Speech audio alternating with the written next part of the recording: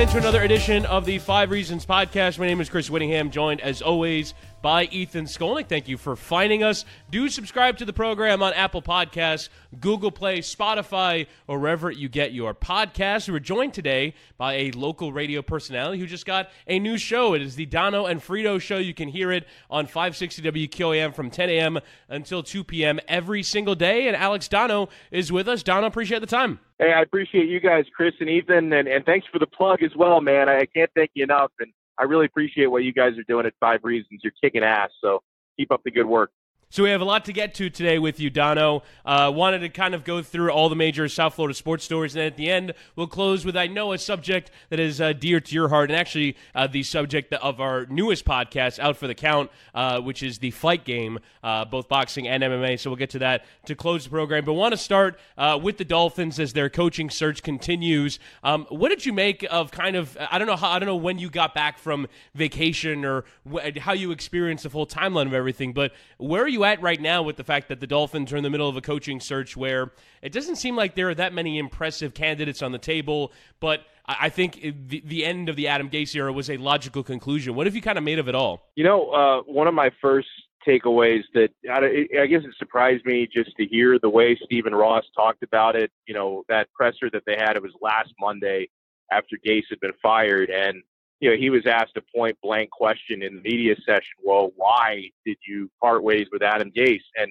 the way he answered the question was, well, you know, Gase wants to win now. He's heading into his 4th year. He wants to win now. And I'm not stupid. I'm sure there's more to that. We've heard stories about a fractured locker room. Fans have taken issue with the way Gase has called plays. I'm sure there are other things with Gase's philosophy that were rubbing Stephen Ross the wrong way. But when he talked about the idea that, well, Gase wants to win now in his 4th year, made it pretty clear that the Dolphins, in the way that they're now going to change philosophies, maybe winning next year and even the year after is not their priority when they're trying to blow this thing up and rebuild it from the ground up, right? And I think for that reason, it's why you're not seeing names like Bruce Arians, or you're not seeing, you know, it had been thrown out there by certain people, but not a whole lot of progress was made with the idea of bringing John Harbaugh to Miami. Why you're seeing names of coaches who are coordinators or position coaches. You're seeing Darren Rizzi, who's the current with the Dolphins, the special teams coordinator, thrown out there. You're not seeing these impressive names with a lot of head coaching experience because I think Stephen Ross is going through a process right now where, you know, the next head coach of the Miami Dolphins is going to be someone who's got to grow with the roster as they rebuild it. And I also kind of wonder, you know, something that, you know, I brought up on our show yesterday, if you can really count on the next Dolphins head coach being the coach for many years to come, or if the next head coach that they hire is kind of the guy that they grow with that takes them from point A to point B, and then the hire after that is the guy who you expect to take you from point B to point C. So, yeah, the names out there are not that impressive, and I don't know how you guys feel about it, but I almost feel like Darren Rizzi would be just as good as any of these other names. And I know it's not sexy for fans to think about, you know, the current special teams coordinator becoming the head coach, but I feel like you could do worse than Rizzi. I've made that case before about Rizzi, and that's why I felt from the beginning he should be a candidate. I don't know if he should be the choice. We'll have to see, you know, how he presents himself to Ross. But the biggest thing for me with any coach they hire is going to be putting together a better staff than Adam Gase did, because our Chris Kaufman has pointed this out before, that Adam Gase just basically hired his friends. And we see that with a lot of head coaches, and with the first-year head coach, like, you can't do that. And so that's another concern I would have about some of the guys that they're interviewing. For instance, you know, I've become a big Chris Richard guy, just like looking at videos of him doing interviews. Like, he has a presence about him that recent Dolphin head coaches, whether it was Joe Philbin picking up papers on the turf, or whether it was, you know, Cam Cameron, you know, put your thumbs this way, or Dave Wannstedt, know what I mean, or, you know, some of the other coaches that they've had. And then Adam Gase, you know, with his hat covering his eyes, you can't even, you know, you don't even know what he's thinking. You know, Chris Richard, you know, has a presence. You see him do an interview and you can tell that he commands a room. And it's been a long time since the Dolphins have had a coach, anything like that. In fact, I would argue, you know, Tony Sparano had it for a little bit. Saban obviously had it when he first came in, you know, and then Jimmy had it when he first came in too. But most of the coaches they've had have not had that. But my concern about Chris Richard and, you know, Brian Flores to an even greater degree is what my friend who is around the Cowboys quite a bit mentioned to me, which he's like, I really like Chris Richard. He's the type of guy who, the players respect. He's hard on them, but they respect him. They don't tune him out. He's like, I just don't know what kind of staff he can put together. And I just hope that Ross is asking that question, because sometimes we focus too much on the head coach and not enough on the coordinators. And look at the teams that are in the playoffs right now and still competing. And they have high-level coordinators, all of them, right? I mean, guys who've been head coaches are coordinators of these teams, whether it was a Gus Bradley or Romeo Crennel or others. Maybe they were failed head coaches, but they were still head coaches, so they've been regarded as that at one point. And I just think that's an important question that Ross needs to ask all of these guys before they make a decision. Who's your OC? Who's your defensive coordinator? Do you trust them to call the plays? Do you trust them to put their position coaches in the right spot in terms of how they deal with the players? I don't know if Ross is savvy enough as an owner to do that, but I think that's what he needs to do. That's a great point, Ethan, and it's something that you have a much higher probability of running into that problem when you're talking about hiring a head coach who's never been a head coach before. And the last time that the Dolphins hired a head coach with NFL head coaching experience was Dave Wannstedt. So it's been a long time since you put yourself in that position. I think I would just worry about the unknown of any of these candidates with no head coaching experience in the NFL and what kind of a staff they could put together. Like seeing today, Arians going to Tampa Bay and bringing Todd Bowles as his defensive coordinator. You look and you say, man, that's a staff coming together. I wonder, like with Stephen Ross, he heard the cries from the fans. Obviously he's aware that his customers have not been happy with the product. I always say this, when you're firing a head coach, I'd like to think you have a good idea who the next guy is. Like when you fire a head coach, at least have an idea, can we do better than we're doing right now? And I know that no Dolphin fan wants to hear it phrased this way, but I don't think there's really any guarantee that you're going to do better than Adam Gase. It's like they were in a rush to make a change. They knew that they had to get that guy out of there, but I don't know if Dolphins brass and Chris Breer, you can include him as well. He's now the decision maker as the president of football ops. He now has those powers taken from Mike Tannenbaum. If they really had an idea, once they fired Adam Gase, well, who's the next guy in? I don't think they had a clear plan for that. I would dispute that a little bit, Alex, and here's why. They had a list the next day, right? Like Gase was fired, and already we were hearing those names. And so I tend to believe, based on some of the other reporting that's come out, that Craig Mish reported that, Ross had a confrontation with Gase after the Indianapolis game. I mean, that goes back a little ways. Gase started making these strange comments like 2-3 weeks ago where he was blaming everybody but himself, the injuries, the hot road opponents, and all the rest of the things that he had to deal with personally, all the players that were out. I sort of feel like what happened here was that Ross knew he was firing Gase for a while. It was not like right after the regular season. I think he knew for 2 or 3 weeks, and I think he tipped off Chris Greer, because to have a list, like that list came out immediately, Alex. Like it was boom. Okay, Chris Richard, Fangio was on that list. Okay, they ended up backing off of that, but Brian Flores was a name we heard right away. So I tend to think that they did have a plan.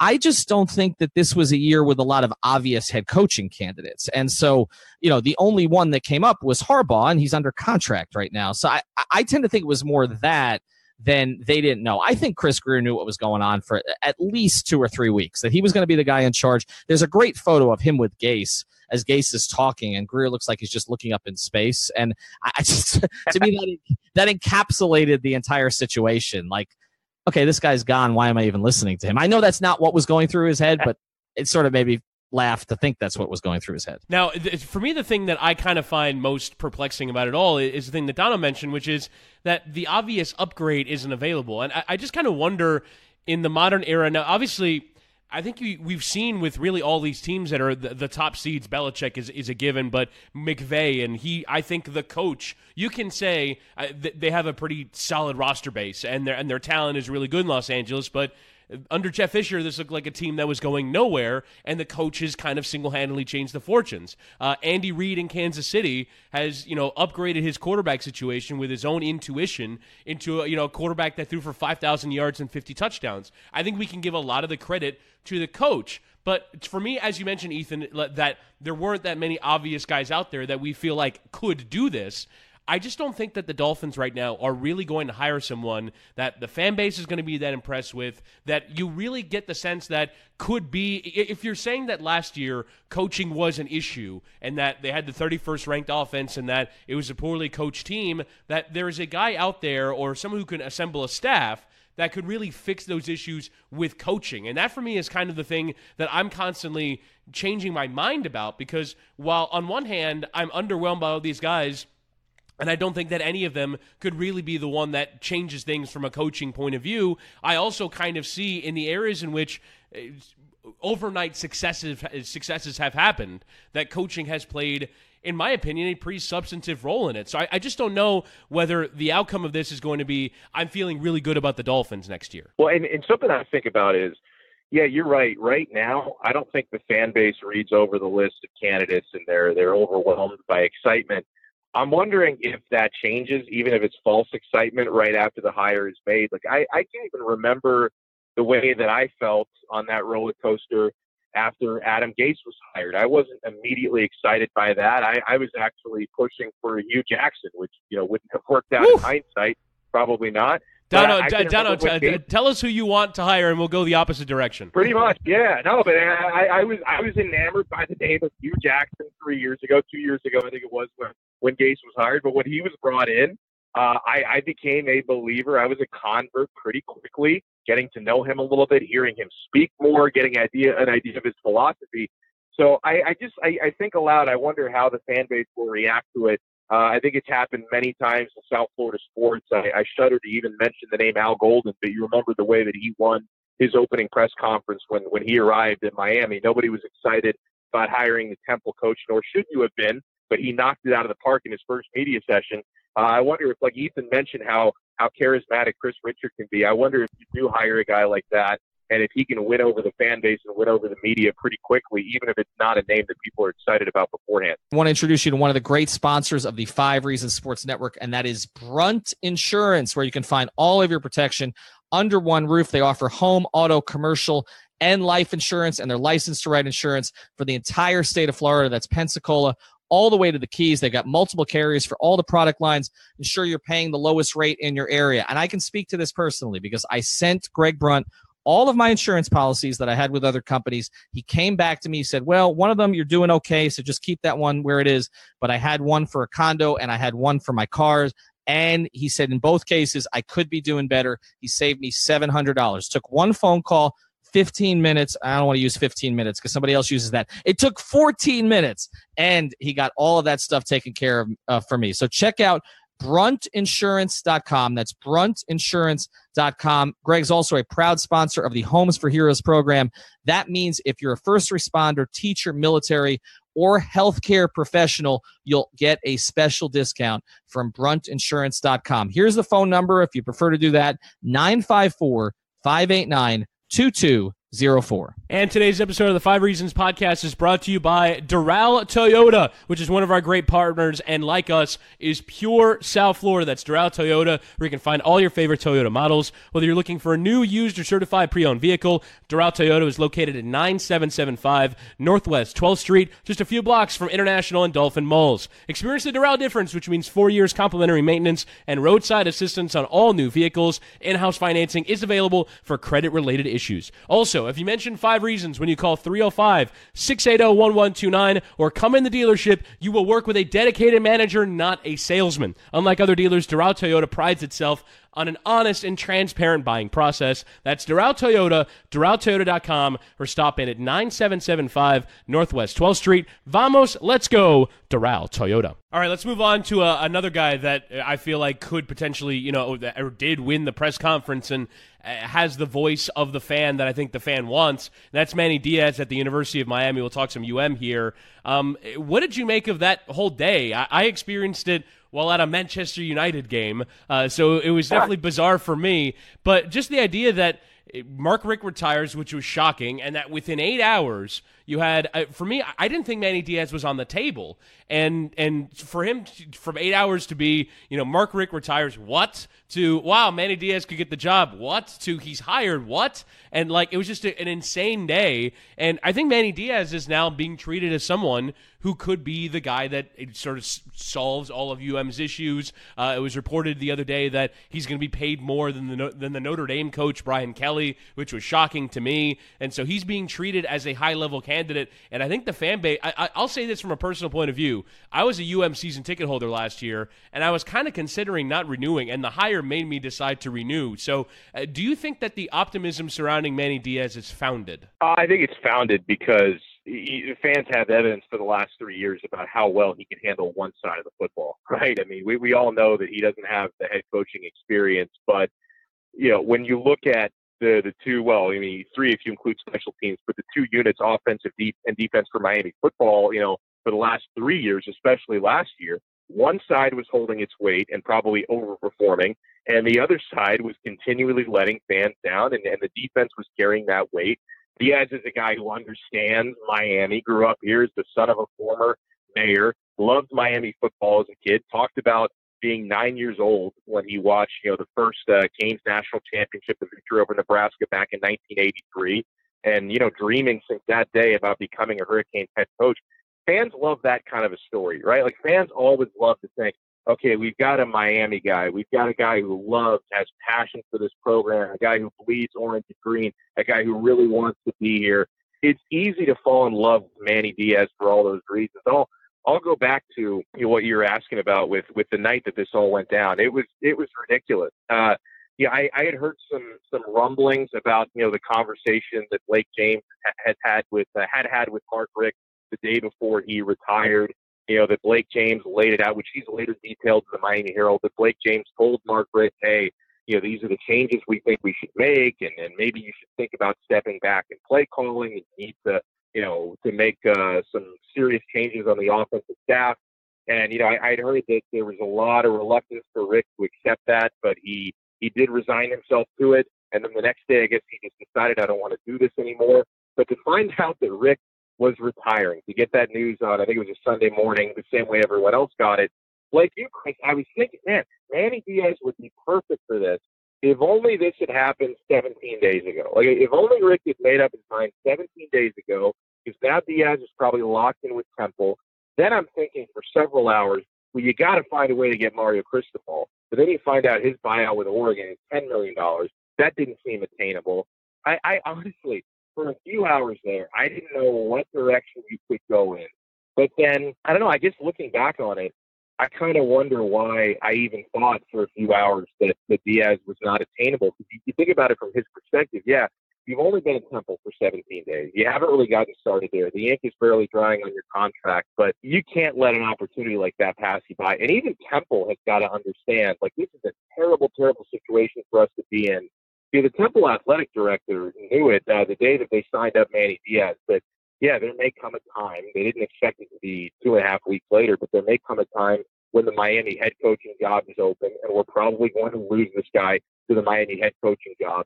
So even Temple apparently didn't offer much resistance. It was a different kind of adventure. Like, I can remember after Randy Shannon was fired, and you had for like 24 hours, there was a bad report or an errant report that John Gruden was coming to Miami. It ended up being Al Golden, and then after Mark Richt was gone, or after Al Golden was gone, you didn't know if you were chasing Mark Richt or Mario Cristobal or Butch Davis. This was such a different situation coming up as a Miami fan. All the coaching carousels you've had, really for that job only to be open for a matter of hours before a guy who makes too much sense like Diaz comes back. I would imagine you're not the only story about season ticket holders recommitting after finding out this guy comes in. He's got the respect of his players, which is important. He's already maybe put out some fires in defensive recruiting. I think Diaz is ready for this.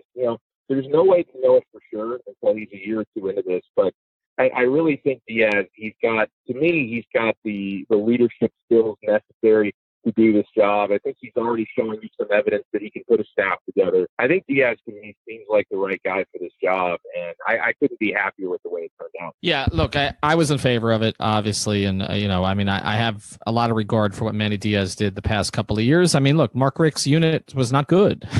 The one that he was in charge of, the one that he put his son in charge of. I mean, the worst position group on the team was the one he put his son in charge of handling, where 3 of the 4 quarterbacks got suspended, and the other one he kept throwing out there because he didn't have another option and was waiting for Malik Rozier to, some light bulb to go on where he was suddenly going to be an elite Division I quarterback, which was just never going to be the case. So, look, I was in favor of Richt coming too, and that's the only thing I would caution here. You mentioned Al Golden won his press conference. You mentioned Randy Shannon also. There was a lot of belief in Randy Shannon when he got the job for some of the same reasons that there's belief in Manny Diaz. He's a Cane. He's local. He's a great local story, right? Like that was the whole thing with Randy Shannon. And he wasn't the communicator that Manny Diaz is. I think that's something that Randy struggled with at times, but that just didn't end up working out very well, right? Like, I mean, they had the big recruiting class at Northwestern, and most of those guys didn't pan out. And the Randy Shannon era is not remembered as one that restored the Canes to anything close to glory. So I think sometimes we get caught up in the label of it has to be this kind of guy, or it has to be from this program, or it has to be on this side of the ball. No, the guy has to be able to coach. Like, he has to be able to coach. Yeah. He has to be able to recruit. I believe Manny Diaz can do that based on what I've seen so far. But I also watched a national championship game last night, and I watched an Alabama team. Let's not even focus on Clemson. I watched an Alabama team that has unbelievably elite talent at all positions, a lot of which is from here, right? I mean, I still believe that the whole Nick Saban experience from 2005 to 2006 was basically one long recruiting trip for him. It was him getting to know South Florida. As soon as he left, he had a billboard on I-95, okay, like to come to Bama. So I still believe that to a certain degree. That was always in the back of his mind. He went back to college. What's the worst case scenario? I don't know that he knew he was going to go to Alabama, but if he went back to college, okay, I'm going to learn about South Florida. And even though my wife hates it, I'm going to at least know where all the high schools are. And I think that played into it. But I'm watching an Alabama team that was considered to be early this season an all-time great team. Like, that's what we were talking about. It's unfair, right? We kept saying it's unfair that Alabama finally has a quarterback. I think, Chris, you said that on this podcast. I did, yeah. Right, okay. And that team, forget Clemson, that team last night, okay, was 28 points behind Clemson. That team has elite talent at all positions. Now consider how far away Miami is. Right. Okay. In the same conference as Clemson, in the same conference. So a year ago, when Chris and I started this podcast last January, I think actually next week is the 1-year anniversary. When we started this podcast last January, we were talking about how close is Miami to Clemson. That was the topic. How close is Miami to Clemson? How close do they look now? 3 years, 4 years, 5 years? Never? I do think that Canes fans need to look. I got carried away too with the 10-0 start, but we need to cycle back the expectations here. Like, you're not in the same stratosphere as Clemson. Let's get in the same stratosphere as Florida first. Okay. Let's get in the same stratosphere as, dare I say it, UCF first. Okay. Before we start to have a conversation, let's get in the same stratosphere as Pitt. Okay. Before hang on. They beat Pitt in the final game of the regular season. Okay. All right. Okay. All right. But Pitt also went to the ACC title. But anyway. Yeah. Okay. Let's get BC. All right. Fair enough. Can we do BC? Okay. Let's get in there before we start to have a conversation about how close we are to Clemson, because Alabama wasn't close to Clemson last night. It looks acres away, and it's hugely concerning going forward. To me, the thing that I find interesting about this is, number one, I think you can only really solve those issues, that gap, with two things: recruiting and staff. Because one of the things that Dabo has done really well is recruit staff to Clemson, getting assistants in that have gone on to become head coaches, and then keeping a guy like Brett Venables there for, it feels like 3 years too long. Like, how is that guy still a defensive coordinator when he was he's been the only guy that's figured out Tua, since he's been the quarterback at Alabama. But the other thing, too, is the recruiting aspect, and I think that's something – I'll be curious how Manny Diaz does on the recruiting trail. He seems like someone who would absolutely kill it on the recruiting trail and do a great job of kind of building the program that way, but obviously those things remain to be seen. To me, the thing that I find most interesting about the Manny Diaz hire is, and you mentioned, Donno, as it related to the Dolphins, what Stephen Ross said. I find more interesting Manny Diaz's actions, that he has taken over and said, you know what, Mark Richt was going to promote our, two assistants to be co-coordinators, and that was going to be okay. These are guys that Manny Diaz has worked with, presumably that come with his stamp of approval, and he said, no, those two aren't good enough. We got to find someone else, and just brought in the guy from Louisiana Tech. he fired the entire offensive staff. I found curious with the Cleveland Browns. They promoted their one of their assistants to be offensive coordinator, and all of a sudden they're running this entirely new offense that's way better than the offense that was already there. And my thought the whole time was, well, did that offensive coordinator, was he like laughing out loud at what Todd Haley and Hugh Jackson were doing? And you wonder if Manny Diaz in practice every day was looking at the unit on the other side of the field and was going, "This is a joke." Like this offense is a joke, and if I ever got in charge, I would fire all of these people. And clearly he thought that because he did it. And so I just find fascinating that the entire time Manny Diaz has been watching this program and has been seeing the things wrong with it and has wanted to change it, and then when given the opportunity, went and did it. And it's also, to me, it outlines the idea that I'm coming more and more to grips with as the days and the weeks go by since Rick retired, that Mark Richt just was, he was half retired already. And I really respect him for his body of work as a head coach and a coordinator back in the day. And I still believe he made Miami football better than when he found it, with getting the team to an Orange Bowl, getting College Game Day there. That Notre Dame game was fantastic. What he did for fundraising and facilities. Again, I don't want to turn this into a Mark Richt session, because I think he did do a lot of good for his alma mater. But when it comes to hiring and maintaining a staff and making changes where necessary, I think Mark Richt had checked out of a lot of that stuff mentally. Just didn't have the energy to make changes like what Manny Diaz is doing right now. Where I think when Rick took that job at Miami, he probably thought, okay, I need to assemble a great staff once I get here, and certain elements of that staff were solid, especially Manny Diaz.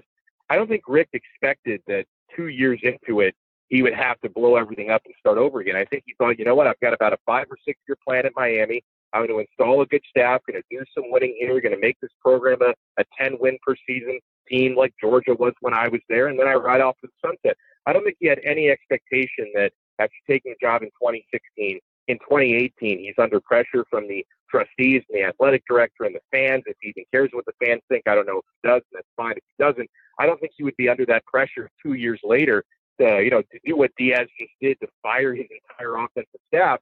Whereas Manny Diaz, he's young, he's hungry, he's just starting out. And I think you're right, Chris. I think Diaz probably had been laughing at the other side of the football the last couple of years. And at least now Miami has a head coach that has the energy and the willingness to make necessary changes on his staff, that he's not going to say, you know what, maybe my son isn't doing a great job on the staff, but I'm not going to shake it up. Maybe my offensive coordinator's not carrying his weight, but he came up with me at Georgia. I'm a fan of his. I'm going to ride with him forever. At least Manny Diaz has the energy and the willingness to do things that are necessary. I want to introduce you to one of the great sponsors of the 5 Reasons Sports Network, and that is Brunt Insurance, where you can find all of your protection under one roof. They offer home, auto, commercial, and life insurance, and they're licensed to write insurance for the entire state of Florida. That's Pensacola all the way to the Keys. They've got multiple carriers for all the product lines. Ensure you're paying the lowest rate in your area. And I can speak to this personally because I sent Greg Brunt all of my insurance policies that I had with other companies. He came back to me, said, well, one of them you're doing okay, so just keep that one where it is. But I had one for a condo and I had one for my cars. And he said in both cases, I could be doing better. He saved me $700. Took one phone call, 15 minutes. I don't want to use 15 minutes because somebody else uses that. It took 14 minutes, and he got all of that stuff taken care of for me. So check out bruntinsurance.com. That's bruntinsurance.com. Greg's also a proud sponsor of the Homes for Heroes program.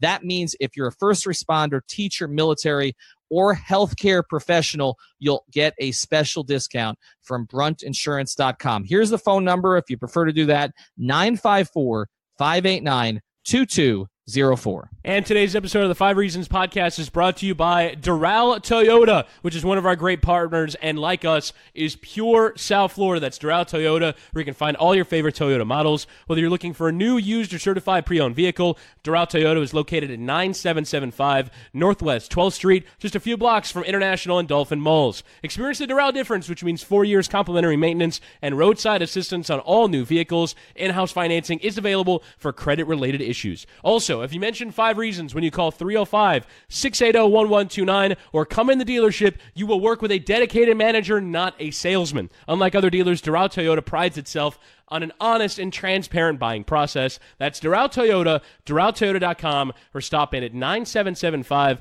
Northwest 12th Street. Vamos, let's go, Doral Toyota. And I wanted to touch on the national championship game from that perspective as well, the same one that you brought up, Ethan, which is, my God, how far away is Miami from being either of these two teams? But I think from an even broader perspective, I think what you saw in this playoff was not just Miami. I think every program can feel like they are so far away. Georgia is really the only one who I think was close, and by virtue of the fact that they lost twice, which, by the way, I agree with. If you lose twice, you don't get in the playoff. It's as simple as that. But that every program is so far away.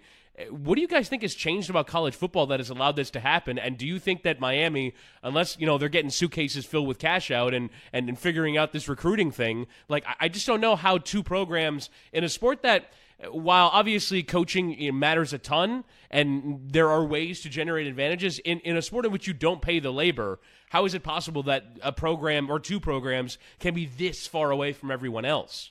Well, first, and I'll let Alex jump in a second. I think a lot of them do pay the labor. So, right. I mean, Well, you touched on it. I think some programs are just better at it. And, so that plays out. I'm not necessarily accusing these two programs, but let's just put it this way. It happens. We know it happens, and players talk about it after the fact. As far as why it's been these two particular programs, I think what happens is in this sport now, success begets success, right? So, when you had it rolling at the University of Miami, like, it didn't matter that you already had elite running backs. Like, more elite running backs wanted to come because they saw that last elite running back was on a path to, being a first round pick and making millions of dollars.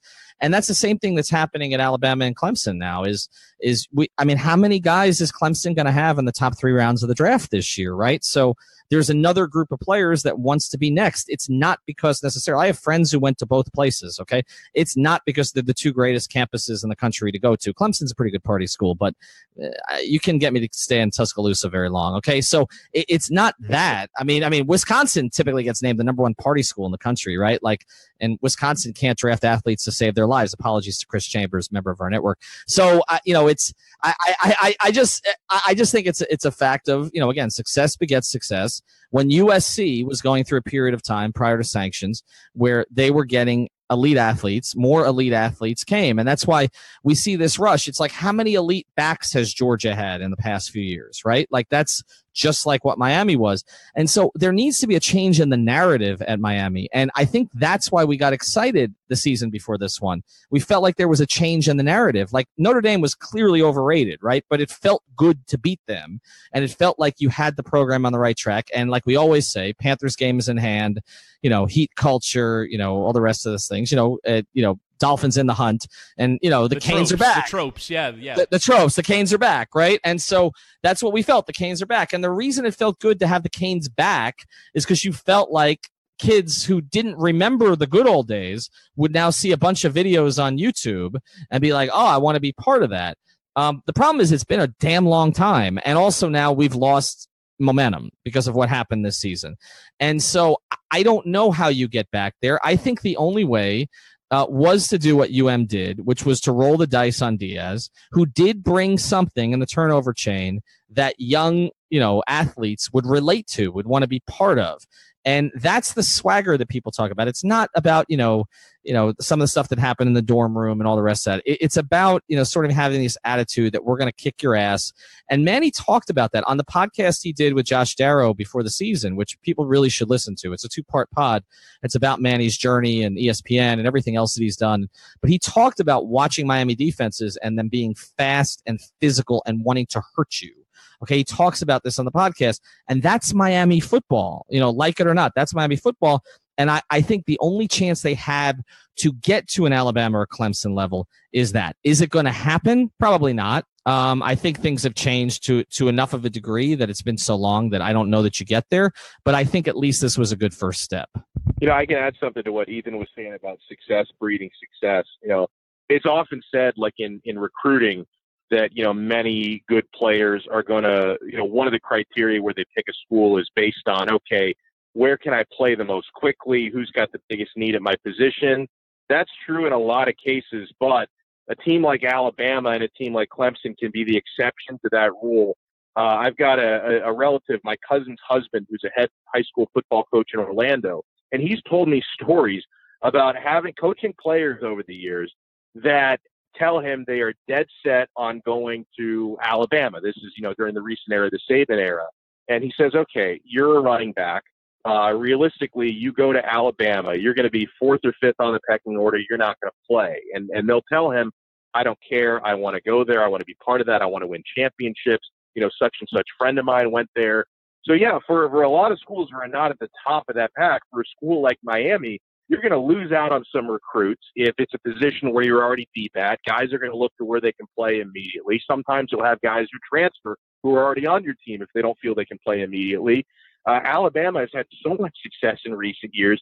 They have become the exception to that rule. There is just an embarrassment of riches there for Nick Saban because he has found a way to create, that culture of winning where you can be a cornerback who's nowhere close to being anywhere near the top of the depth chart, or a running back when they're 4 or 5 deep at that position.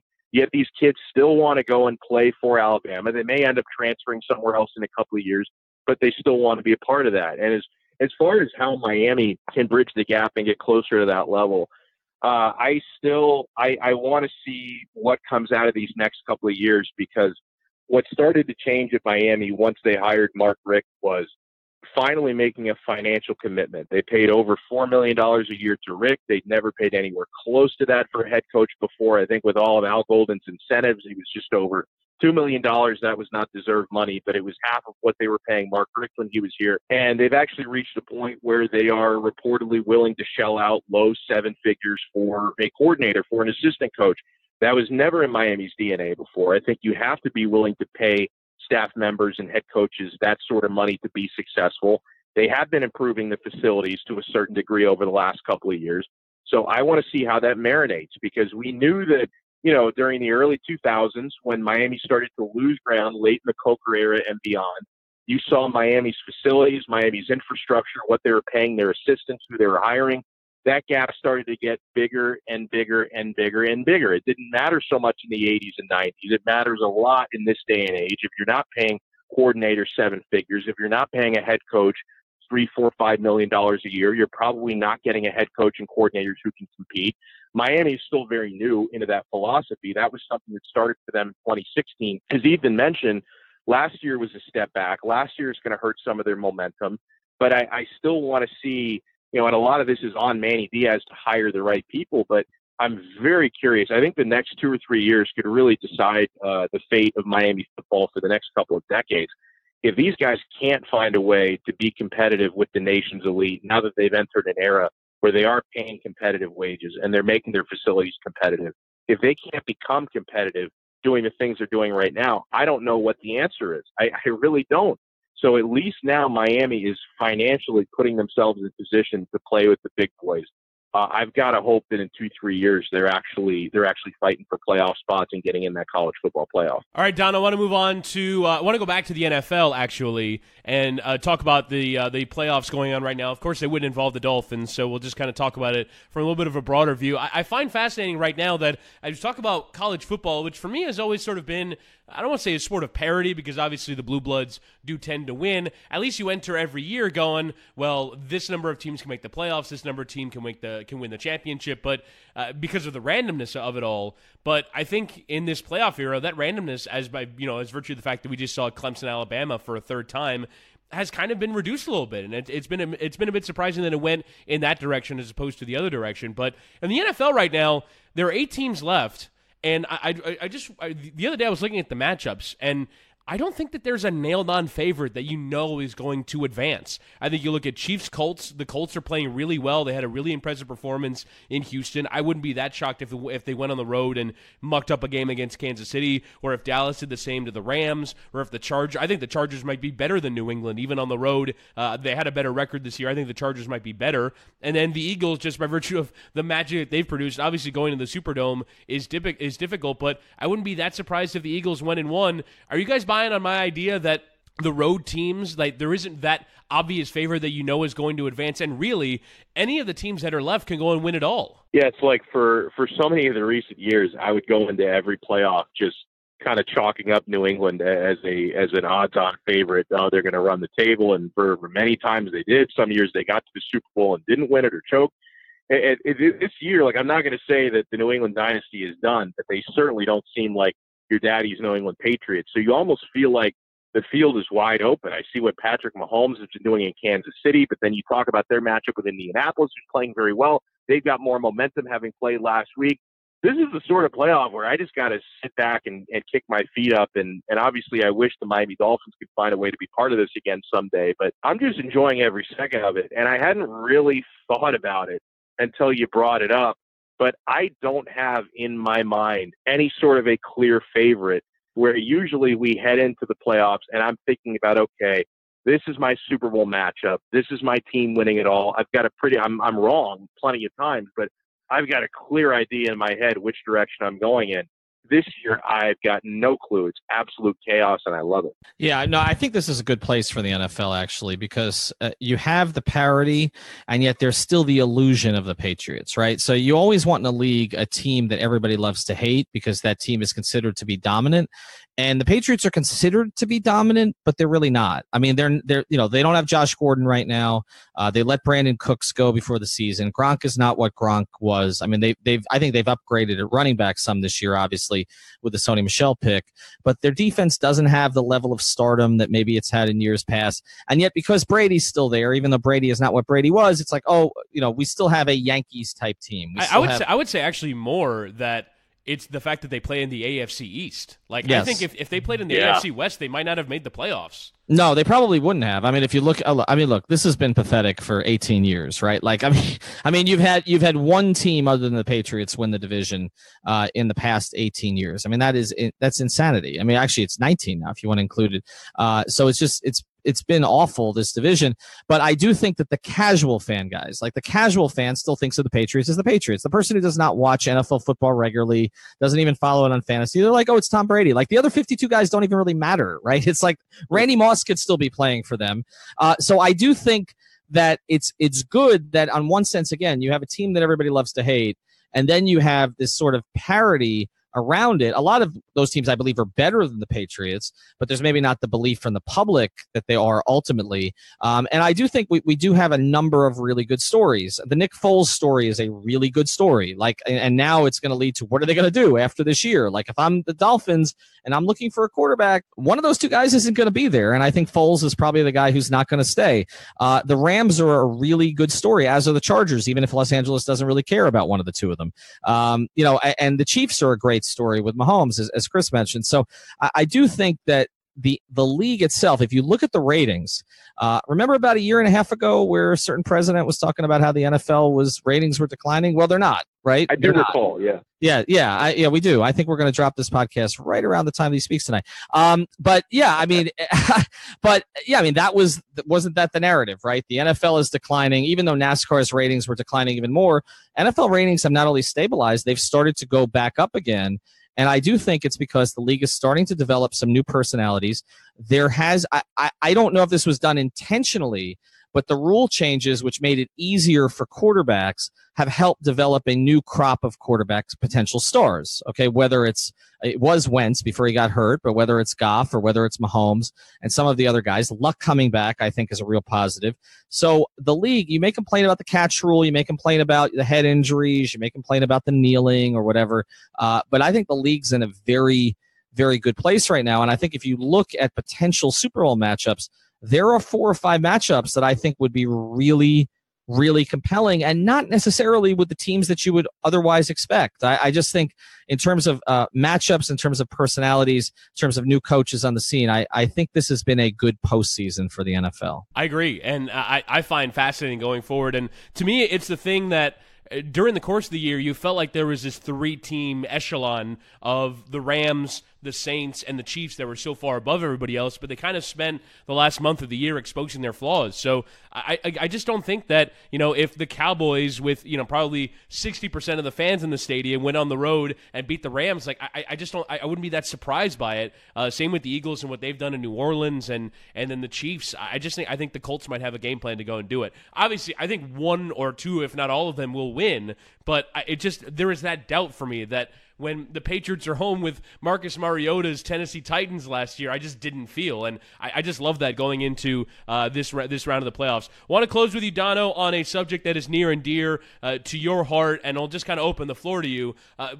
Actually, I want to give you a prompt, right? So the idea of the big fight that captures everyone's attention. GGG was in that area for a while, but it really only seems to be the Mayweather and the McGregor fights, and obviously when they fought each other, that really draw the big attention. What do you believe to be the next fight, either in boxing or MMA, that reaches the national sports stage and not just the fight crowd?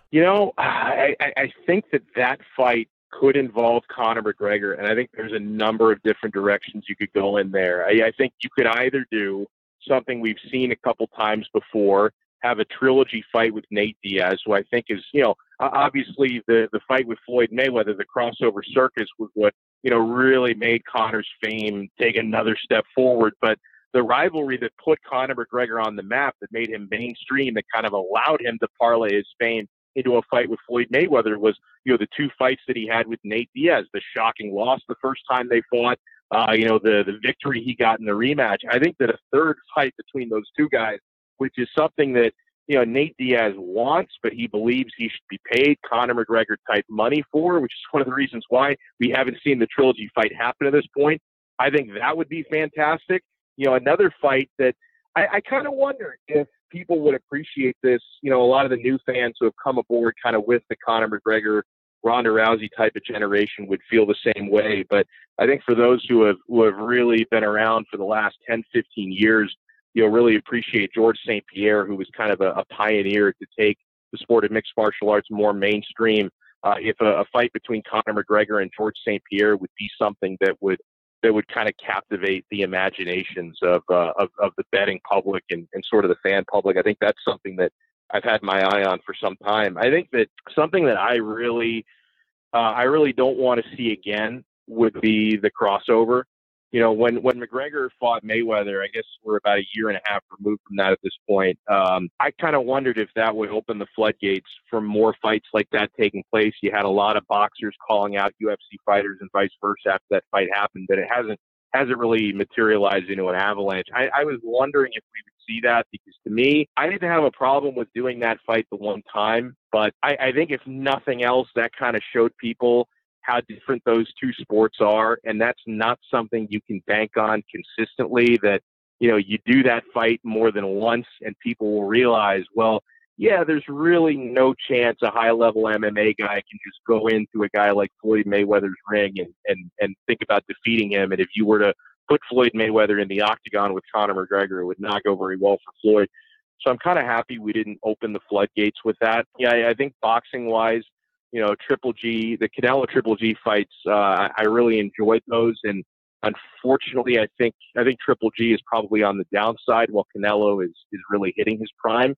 So I don't know. I'll be honest with you guys that over the last 8-9 years, I cooled down on boxing a little bit. I used to be hardcore as a hardcore boxing fan as there ever was. And some people may kind of argue this, but I just think, to me, the gravitation toward the big money fight, the fact that undercards just kept getting worse and worse and worse, and that you really had the same two mainstream names promoted and no one else promoted the right way, it started to give me a sour note on boxing. And I kind of, to get a little philosophical here, I feel like the same thing is happening with mixed martial arts, because when I started to edge away from boxing a little bit and gravitate more towards being a hardcore UFC type guy, and of course Pride was around back then, and Strikeforce was fun for a while.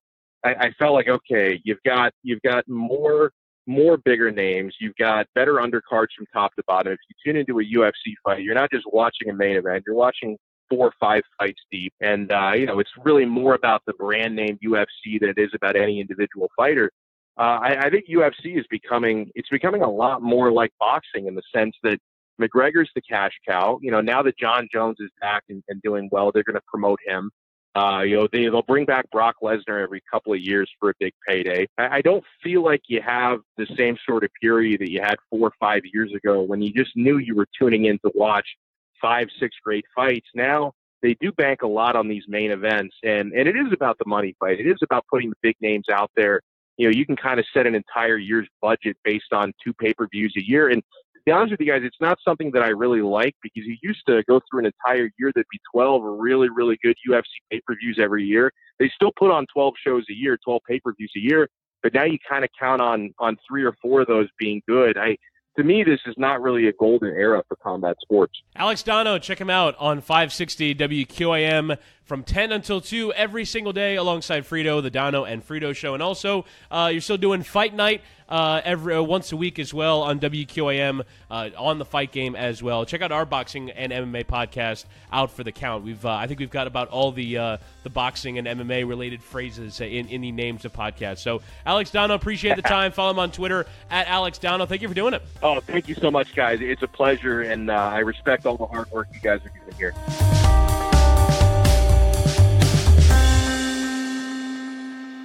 Thank you for listening to the Fire Ringer podcast. Thank you so much.